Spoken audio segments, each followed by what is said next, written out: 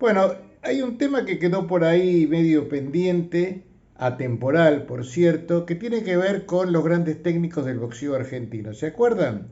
Hablamos de Santos Zacarías, hablamos de Paco Bermúdez, de Amílcar Brusa, y muchos me dijeron, ¿cómo puede ser que no haga usted alguna semblanza de Juan Carlos Pradeiro? Bueno, aquí está.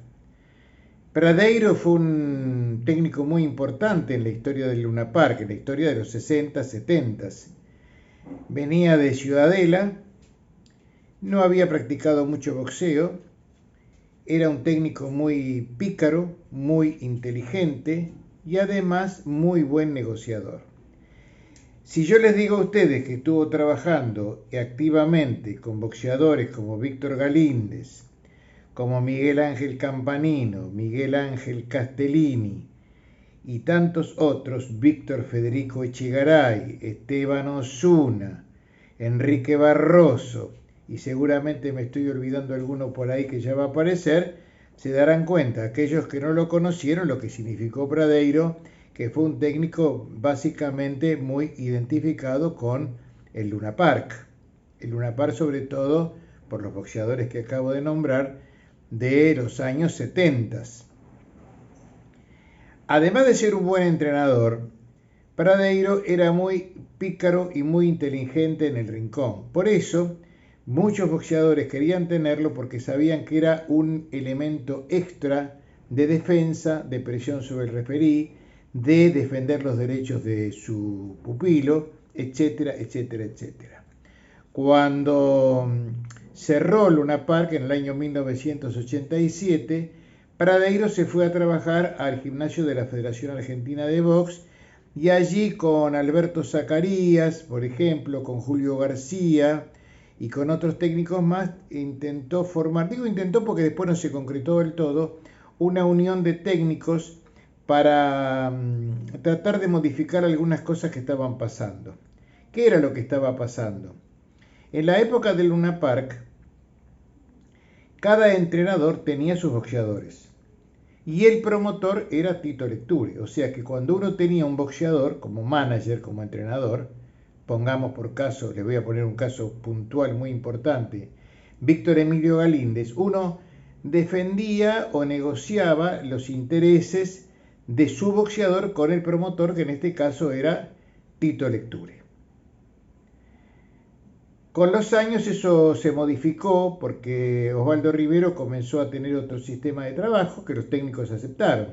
Eran mensualizados, no se llevaban ningún porcentaje del boxeador y pasaban a ser de alguna manera empleados del promotor.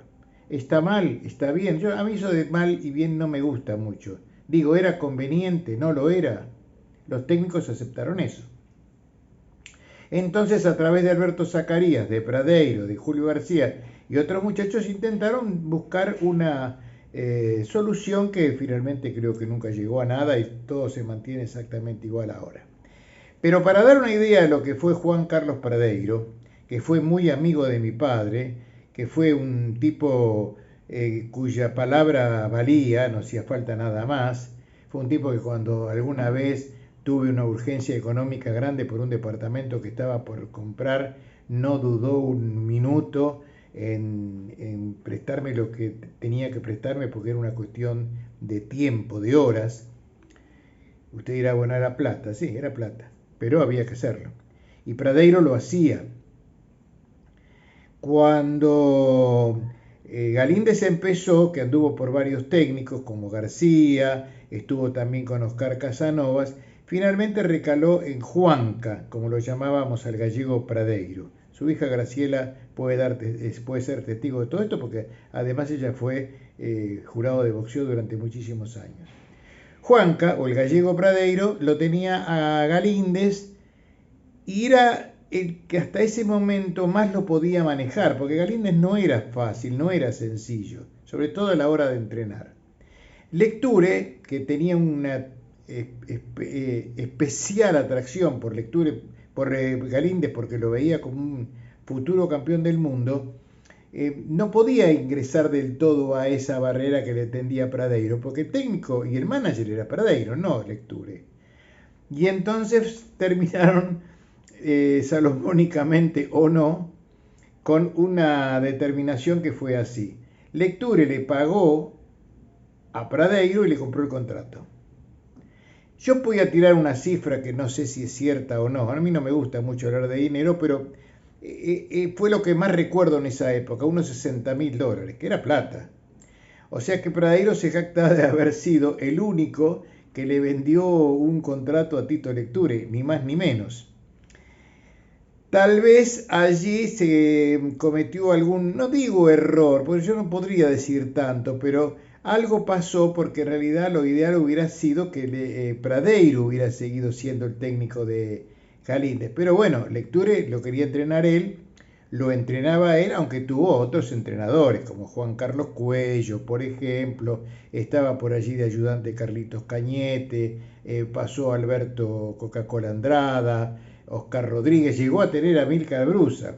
El único que realmente lo podía manejar, aparte de Lecture, era Pradeiro. Con Pradeiro en el rincón, Galíndez hizo una gran campaña clasificatoria, por llamarlo de alguna manera, en una época en que había muchos medios pesados importantes. Estaba Abenamar Peralta, estaba Pedrito Rimovsky, Jorge Aconcagua Humada, Aguilar, que en realidad era un peso mediano, Loyola, Cuello, bueno, fueron estableciéndose las pautas de tal manera en que cuando se hizo el certamen para la Bolsa de Oro, que era lo que organizaba Lecture los miércoles a la noche, aunque muchos creían que podía y que debía ganar a Benamar Peralta, terminó ganándolo Víctor Galíndez. Y con Víctor Galíndez en el rincón, con Juan Carlos Pradeiro en el rincón, Víctor Galíndez llegó a campeón del mundo en diciembre del año 1974 cuando le ganó a Len Hutchins. Cierro esta pequeña evocación de un hombre al que quise muchísimo y que respeté mucho y que era un muy excelente e inteligente zorro del ring con una anécdota que lo involucra a Pradeiro, a Galíndez y a Lecture. Antes de la pelea de ese diciembre de 74 con Len Hutchins, Galíndez tuvo un accidente bastante serio y quedó bastante lesionado de un pie. Entonces Pradeiro compró una crema que se usaba para los caballos y le ponía a Galíndez para aliviarle el dolor, porque estaba concentrado además, estaba entrenando con todo. Mientras Pradeiro hacía todo eso, Lecture lo fue a ver a Galíndez y le dijo, mira Víctor, no estás bien.